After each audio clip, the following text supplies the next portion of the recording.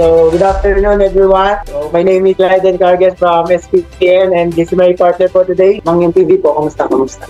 Title na nitong event is Majin Velocity Race.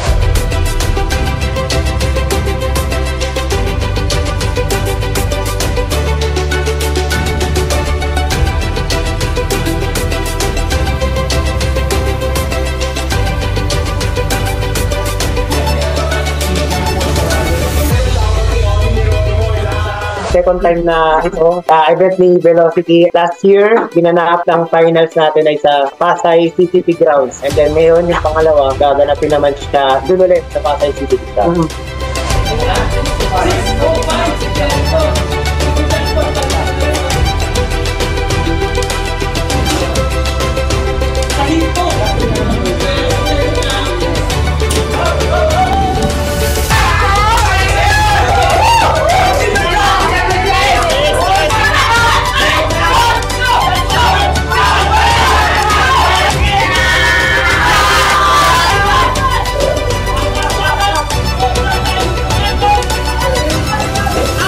After ng 5 oras na pagkakarera, ang best time natin na kumuha ay si Joshua Pascual na merong 5 minutes and 34 seconds.